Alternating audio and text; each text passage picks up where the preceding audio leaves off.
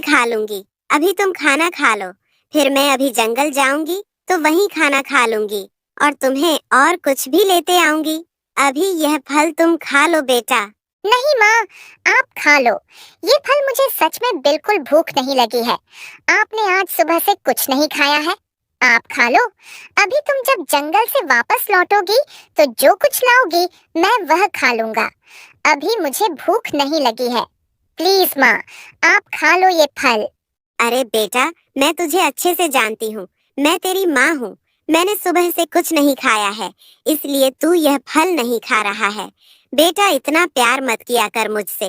किसी दिन अगर मुझे कुछ हो गया तो फिर क्या करेगा? तू कैसे जिएगा? तू मेरे बिना, तुझे पता नहीं है इस जंगल में कितने खतरनाक खतरनाक शेर, तेंदुआ, चीता रहते हैं और वह इतने खतरनाक है कि पलक झपकते ही कब मेरा शिकार कर लेंगे पता ही नहीं चलेगा। इसलिए बेटा, इतना प्यार मत कर मुझसे। अगर किसी दिन मैं वापस ही नहीं लौटूंगी तो फिर क्या करेगा? तू कैसे जिएगा मेरे बिना? नहीं माँ, ऐसा मत बोलिए। आपको कुछ नहीं हो सकता है। आप ऐसा उल्टा सीधा क्यों बोलती हो? मुझे बहुत बुरा लगता है माँ, जब आप ऐसा बोलती हो। नहीं माँ, आपको कुछ नहीं हो सकता है। आप कहीं मत जाओ माँ, यही रहो मेरे पास। मुझे बिल्कुल भी भूख नहीं लगी है और ये फल भी आप खा लो। अरे बेटा, तुम तो अभी से डर गए। मैं तो बस मजाक कर रही थी। कुछ नहीं होगा। मुझे कोई शेर, चीता मेरा शिकार नहीं कर सकता है। मैं बहुत फुर्तीली हूँ। शेर मुझे पकड़ ही नहीं सकता है। तुम मेरी फिक्र नहीं करो। चलो, अब ठीक है, मेरे जाने का समय हो गया है। मैं यूं गई और यूं आई। तुम बस मेरा इंतजार करो। मैं बहुत सारे फल लेने जा रही हूँ। फिर अपन बढ़िया मस्त 2-3 दिन तक बैठकर फल खाएंगे और फिर मुझे कहीं जाने की जरूरत नहीं। 2-3 दिन बाद फिर देखेंगे। ठीक है बेटा, शाम को मिलते हैं। फिर हिरनी अपने छोटे से हिरण के लिए जंगल में फल लेने के लिए चली गई। हिरनी बगीचे की तरफ जा ही रही थी, तभी उसके पीछे से एक बब्बर शेर ने हमला कर दिया। शेर को अपने पीछे आते देखते हिरनी तुरंत ही वहां से भागी और अब आगे आगे हिरनी दौड़ रही थी अपनी जान बचाने के लिए। और पीछे पीछे से हिरनी का शिकार करने के लिए शेर दौड़ रहा था। दौड़ते दौड़ते हिरनी शेर से थोड़ी आगे निकल गई। तभी अचानक से सामने से एक बाघ आ गया और फिर बाघ और शेर दोनों ने मिलकर हिरनी का शिकार कर लिया। अरे मित्र, आज अगर तुम टाइम पर नहीं आए होते तब तो आज इतना अच्छा शिकार हाथ से निकल ही जाता। आज तो मित्र तुमने अच्छे टाइम पर एंट्री मारी है। बहुत बहुत शुक्रिया। अरे शेर भाई, ये कैसी बातें कर रहे हो? आप शुक्रिया भी बोल रहे हो और मित्र भी बोल रहे हो। भला मित्र को कोई शुक्रिया बोलता है क्या? वह तो अच्छा हुआ जो तुम शिकार को भगाकर इस तरफ ले आए हो, क्योंकि मैंने 2 दिन से कुछ नहीं खाया था। अगर आज और कोई शिकार नहीं मिलता तब तो मैं भूखा ही मर जाता। इसलिए धन्यवाद तो मुझे आपका बोलना चाहिए। अगर आप इस हिरनी को भगाकर मेरी तरफ न लाते तो फिर मैं क्या करता।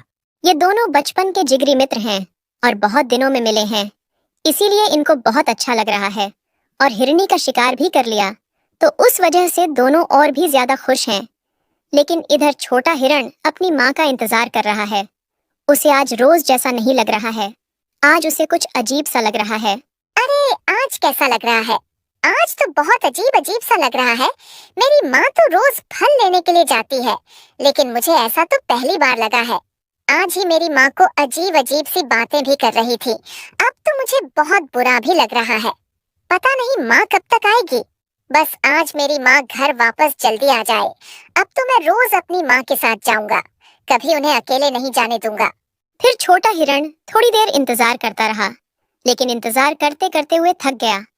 लेकिन उसकी माँ का कोई अता पता नहीं चला। लेकिन माँ आती भी कैसे, क्योंकि उसकी हिरनी माँ का तो शेर और बाघ ने शिकार कर लिया है। फिर छोटे हिरण ने सोचा कि चलो अब मैं ही जंगल में ढूंढने के लिए जाता हूँ। कहाँ है मेरी माँ? तो छोटा हिरण फलों के बगीचे की तरफ निकल गया। इधर बाघ और शेर बातें कर रहे थे, तभी उन्हें एक अजीब सी आवाज सुनाई दी। माँ कहाँ हो? तुम कहाँ हो? तुम माँ देखो, मैं तुम्हारा इंतजार करते करते थक गया था, तो मैं तुम्हें ढूंढने के लिए खुद ही चला आया हूँ। माँ मेरी आवाज जा रही है, क्या तुम तक कहाँ हो? माँ देखो, मैं तुम्हें ढूंढने आया हूँ। अरे लगता है ये हिरनी का बच्चा है। चलो बहुत अच्छा हुआ, हिरनी का शिकार तो हम लोगों ने कर लिया है। अब इस बच्चे का शिकार भी करना है, अब तो और भी ज्यादा मजा आएगा। बाघ और शेर छोटे हिरण का शिकार करने का विचार बना ही रहे थे। इतने में छोटा हिरण खुद ही चलकर वहां आ गया। अरे अंकल जी, क्या आपको कहीं मेरी माँ दिखाई दी है? मैं बहुत टाइम से अपनी माँ को ढूंढ रहा हूँ। वह जंगल में फल लेने के लिए आई थी और मुझे थोड़ी देर की बोलकर आई थी, लेकिन अभी तो सुबह से शाम होने को है, लेकिन उनका कोई अता पता ही नहीं है। अगर आपको कहीं दिखाई दी हो तो प्लीज मुझे बता दो, मुझे बहुत बुरा लग रहा है। छोटे हिरण की बात सुनकर बब्बर शेर को अपने बचपन की याद आ गई। जब वह छोटा था तो शहर से आए हुए शिकारियों ने उसकी माँ का शिकार कर लिया था और वह बहुत ही छोटा था। तो फिर जब तक वह बचपन से बड़ा नहीं हुआ, उसका जीवन दुखों ही दुखों में गुजरा है। इसलिए उसे एक माँ का दर्द पता है कि जब किसी की माँ नहीं होती है तो उसके बच्चों को कितने दुख तकलीफ झेलना पड़ती है। तो छोटे हिरण की ऐसी बात सुनकर बब्बर शेर को उस पर दया आ गई, लेकिन अब उसे मन ही मन में अफसोस भी हो रहा था कि इसका यह हाल उसकी वजह से ही है, क्योंकि उसने अगर छोटे हिरण की माँ का शिकार नहीं किया होता तो आज माँ बेटा दोनों बहुत ही खुश होते। फिर बब्बर शेर ने सोचा, चलो जो हो गया सो हो गया, अब उसको तो बदला नहीं जा सकता है। इतने में छोटा हिरण बोला, अरे अंकल जी, क्या सोच रहे हो आप? अगर आपको पता नहीं है तो कोई बात नहीं, मैं आगे चलकर देख लेता हूँ। नहीं नहीं बेटा, मुझे तुम्हारी माँ के बारे में सब पता है। अभी थोड़ी देर पहले दूसरे जंगल के कुछ शेर यहाँ आए थे तो उन्होंने तुम्हारी माँ का शिकार कर लिया है। उन शेरों को हम दोनों ने ही भगाया है। अगर हम कुछ देर पहले आ गए होते तो तुम्हारी माँ शायद बच जाती, लेकिन बेटा हमें इस बात का बहुत अफसोस है। नहीं, यह नहीं हो सकता है। मेरी माँ को कोई कुछ नहीं कर सकता है। कहाँ है मेरी माँ? कह दो कि तुम झूठ बोल रहे हो। मैं अपनी माँ के बिना नहीं रह सकता हूँ। हिरण और बब्बर शेर की ऐसी बातें बाघ सुन रहा था, लेकिन बाघ को कुछ भी समझ में नहीं आ रहा था कि यह शेर इस छोटे हिरण का शिकार करने की बजाय ये क्या फालतू की बातें कर रहा है। कह दो कि शेर अंकल, ये सब तुम झूठ बोल रहे हो। मेरी माँ को कुछ नहीं हुआ है। फिर शेर थोड़ी देर के लिए चुप हो गया। उसको खुद ही समझ में नहीं आ रहा था कि वह क्या बोले। तो शेर को चुप देख छोटा हिरण वहां से चला गया। तभी बाघ बोला, अरे मित्र, ये क्या किया तुमने? उस छोटे हिरण का शिकार क्यों नहीं किया? देखो तो वह खुद चलकर अपना शिकार करवाने के लिए आया था। चलो मैं जाता हूँ, अब उसका शिकार करके लाता हूँ। नहीं बाघ, अब उसका शिकार कोई नहीं कर सकता है, क्योंकि अब उसका रक्षक मैं हूँ। अब मैं उसे अपना बेटा की तरह का पालूंगा। अब उसकी माँ बाप सब में ही हूँ और आज से वह मेरे साथ ही रहेगा। अब उस पर कभी बुरी नजर भी नहीं डालना बाघ। अब तुम अपने घर जाओ और मैं उसके पास जा रहा हूँ। उसे अब मैं अपने पास ही रखूंगा और तुम मेरे मित्र हो तो मुझे तुम पर तो विश्वास है कि तुम कभी भी उसे सच्चाई का पता नहीं चलने दोगे। देखो बाघ मित्र, हम उसे एक माता पिता की तरह पालूंगा, अपने साथ रखूंगा, उसकी रक्षा करूंगा। तो अगर बाद में किसी ने उसको सच्चाई बता दी तब तो मेरा पालना पोषना सब बेकार हो जाएगा और वह मुझसे नफरत करने लगेगा। इसलिए इस बात का पता सिर्फ तुम्हें और मुझे है। तो मैं यही आशा करता हूँ कि तुम कभी भी छोटे हिरण के सामने सच नहीं आने दोगे। फिर शेर हिरण के बच्चे को ढूंढने लगा और ढूंढते ढूंढते नदी के पास छोटा हिरण मिल गया। तो फिर शेर उसके पास गया और बोला, हिरण बेटा, उदास मत हो। देखो जो हो गया है सो हो गया है। तुम अब अपनी माँ के बारे में मत सोचो। तुम मेरे साथ चलो और मेरे साथ ही रहना। आज से मैं ही तुम्हारा माता पिता हूँ। हिरण बेटा, सुन रहे हो ना? मेरी बात देखो बेटा, मेरा भी कोई परिवार नहीं है, मेरे भी आगे पीछे कोई नहीं है। तो अगर तुम मेरे साथ रहोगे तो मुझे भी अच्छा लगेगा। और अभी इस समय तुम्हारा भी कोई नहीं है।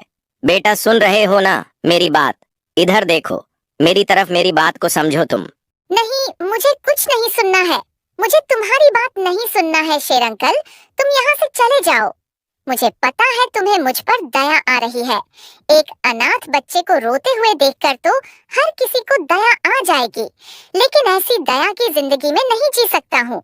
मैं अकेले खुश रहूंगा। आप मेरी फिक्र नहीं करो। मुझे किसी के प्यार की जरूरत नहीं है। मेरे पिताजी का हाथ तो बचपन में ही छूट गया था और अभी मेरी माँ भी मुझसे दूर चली गई है। अब मुझे अकेला ही रहना होगा और मैं अकेला रहकर भी बताऊंगा। आप मुझ पर ज्यादा दया मत दिखाओ। शेर अंकल, मुझे माफ करो। आप मेरे पास से चले जाओ। छोटे हिरण की ऐसी बात सुनकर फिर शेर वहां से चला गया और हिरण थोड़ी देर वहीं बैठा रहा। फिर हिरण भी अपने घर की ओर निकल गया। हिरण घर जा ही रहा था तभी रास्ते में एक लोमड़ी ने हिरण के ऊपर हमला कर दिया। लोमड़ी हिरण का शिकार करने वाली थी। इतने में शेर वहां आ गया और शेर को देखकर लोमड़ी वहां से भाग गई। देखो हिरण, मेरी बात को समझो। यहाँ कदम कदम पर खतरा है। जंगल में बहुत ही खतरनाक जानवर रहते हैं। वह तो अभी तक तुम्हारी माँ तुम्हारी रक्षा करती रही, इसीलिए तुम अभी तक बची रहे हो, वरना अभी तक तो कब का तुम्हारा शिकार हो गया होता। इसलिए बेटा मेरे साथ चलो, मेरी बात मानो। फिर छोटा हिरण शेर के साथ चला गया। फिर हिरण के साथ रहकर शेर ने शिकार करना बंद कर दिया और शेर भी फल फूल खाकर अपना जीवन जीने लगा। और शेर हिरण के लिए भी अच्छे मीठे मीठे फल लेकर आता और दोनों साथ रहते और दोनों साथ में फल खाते। लेकिन इन दोनों को साथ देखकर बाघ को बहुत बुरा लगता है, क्योंकि पहले बाघ और शेर दोनों साथ में रहते थे और साथ में शिकार करते थे। लेकिन जब से शेर की जिंदगी में हिरण आया, तब से शेर बिल्कुल ही बदल गया है और वह बाघ से बिल्कुल भी नहीं मिलता था। अब शेर सिर्फ हिरण के साथ ही खेलता है और हिरण के साथ ही रहता है। बेटा, मैं घूमने के लिए जा रहा हूँ, तुम कहीं मत जाना, यही रहना। तुम पर मेरे दोस्त बाघ की बुरी नजर है, वह हमेशा तुम्हारा बुरा ही सोचता रहता है। इसलिए मुझे तो डर है कि कहीं वह ही तुम्हारा शिकार न कर ले, तो तुम यहीं रहना। नहीं बाबा, आप ऐसा मत सोचिए। बाघ अंकल इतने भी बुरे नहीं है, लेकिन अगर आप कह रहे हो तो मैं कहीं नहीं जाऊंगा। मैं यहीं रहूंगा और आपके आने का इंतजार करूंगा। आप तो बेफिक्र होकर घूमने के लिए जाइए, आप मेरी टेंशन नहीं लो। आपके होते हुए मुझे कुछ नहीं हो सकता है। और अब तो पूरे जंगल को मालूम है कि आप मेरे बाबा हो और मैं आपका बेटा हूँ। तो अब तो किसी की इतनी हिम्मत ही नहीं है जो मेरी तरफ आंख उठाकर देख ले। अरे बेटा, तुम उसे मुझसे अच्छा नहीं जानते हो। वह बाघ है और वह बहुत ही खतरनाक है। वह आजकल तुम्हें बहुत ही अलग नजर से देख रहा है। पता नहीं उसको तुमसे कौन सी नफरत है। ठीक है, अब मैं तुम्हारे लिए और मेरे लिए कुछ फल की व्यवस्था करने के लिए जा रहा हूँ। शाम तक वापस आ जाऊंगा। फिर शेर छोटे हिरण को अपनी गुफा में छोड़कर फल लेने के लिए चला गया। तभी हिरण थोड़ा गुफा से बाहर आया तो उसे वहां पर एक बहुत ही सुंदर चिड़िया दिखाई दी। तो चिड़िया को देखकर हिरण के मन में बात आई कि काश इस चिड़िया को मैं पकड़ लूं और उसको अपनी गुफा में पिंजरे में कैद कर लूं। कितना अच्छा रहेगा। फिर मैं रोज चिड़िया के साथ खेलूंगा और कुछ दिन बाद चिड़िया की मुझसे दोस्ती भी हो जाएगी। तो फिर चिड़िया को मैं पिंजरे में से आजाद कर दूंगा, लेकिन वह फिर भी नहीं भागेगी। फिर तो और भी ज्यादा मजा आएगा, हम दोनों बहुत खेलेंगे। ऐसा सोचकर हिरण चिड़िया के पीछे उसे पकड़ने के लिए भागा। हिरण को अपनी तरफ आते देख चिड़िया भी भागी और फिर चिड़िया के पीछे पीछे भागते भागते हिरण को पता ही नहीं चला कि वह गहरी नदी के पास पहुंच गया है। और फिर हिरण वहां से फिसला तो सीधा पानी में गिरा। पानी की तेज लहरों के साथ छोटा हिरण बह गया और बहुत दूर तक बहता गया। बहुत दूर बहने के बाद वह अपने जंगल से बहुत दूर किसी अनजान जंगल में किनारे पर पड़ लग गया। अरे बाप रे, ये मैं कहाँ आ गया हूँ? यहाँ तो मुझे बहुत डर लग रहा है। यहाँ तो मुझे कोई जानता भी नहीं है और मैं इतना छोटा सा हिरण हूँ। अब तो यहाँ का कोई शेर मेरा शिकार कर लेगा। अब मैं अपने घर कैसे जाऊंगा? उस चिड़िया के चक्कर में तो मैं डूबते डूबते बचा हूँ। अब मुझे तो पता भी नहीं है और मेरी तो कुछ भी समझ में नहीं आ रहा है कि मैं कहाँ आ गया हूँ और मुझे कहाँ जाना है। अब तो बस एक बार मुझे मेरे जंगल जाने का रास्ता मिल जाए, उसके बाद मैं कभी ऐसी गलती नहीं करूंगा और हमेशा शेर बाबा की आज्ञा का पालन करूंगा। बस एक बार उनके पास पहुंच जाऊं। फिर हिरण इसी आस में निकल गया कि काश कोई ऐसा जानवर मिल जाए जो उसे रास्ता बता दे ताकि वह अपने घर तक पहुंच सके। फिर हिरण थोड़ी ही आगे गया और आगे चलकर वो एक जाल में फंस गया। जाल में फंसते ही वह बहुत जोर जोर से चिल्लाने लगा, बचाओ मुझे, कोई तो बचाओ। क्या कोई है इस जंगल में? कोई तो बचाओ। लगता है ये किसी शिकारी का जाल है। अगर शिकारी आ गया तो वह मुझे पकड़ कर ले जाएगा। शिकारी के आने से पहले कोई बचा लो मुझे। मैं छोटा सा हिरण हूँ, मेरी मदद करो, कोई मैं फंस गया हूँ। हिरण तो किसी शिकारी के जाल में फंस गया है। इधर शेर की गुफा के पास शेर का दोस्त बाघ किसी हिरण का शिकार करके लाया है और अपने मित्र शेर का इंतजार कर रहा है। अरे शेर भी ना कहाँ चला गया है, बहुत दिन हुए हैं उससे मिले हुए। अरे इस हिरण का पीछा करते करते ये मुझे भगाकर मेरे ही दोस्त की गुफा के पास ले आया है। अब इसको क्या पता मेरा दोस्त कितना खतरनाक है। इसको क्या पता कि मेरा दोस्त तो शाकाहारी हो गया है। वह तो अब किसी भी जानवर को छूता भी नहीं है, वह तो अब फल ही खाता है।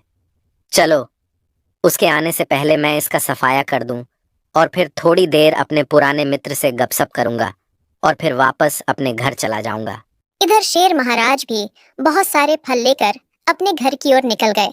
अब घर जाकर शेर को हिरण नहीं मिलेगा और हिरण की हड्डियों के साथ बाघ बैठा हुआ मिलेगा और बाघ को कुछ भी पता नहीं है कि यहाँ क्या हुआ है। और इधर अनजान जंगल में हिरण फंसा हुआ है तो उसकी जान बच पाएगी या फिर उसको कोई शिकारी पकड़ कर ले जाएगा। आगे की मजेदार कहानी देखने के लिए वीडियो को लाइक और चैनल को सब्सक्राइब जरूर करें।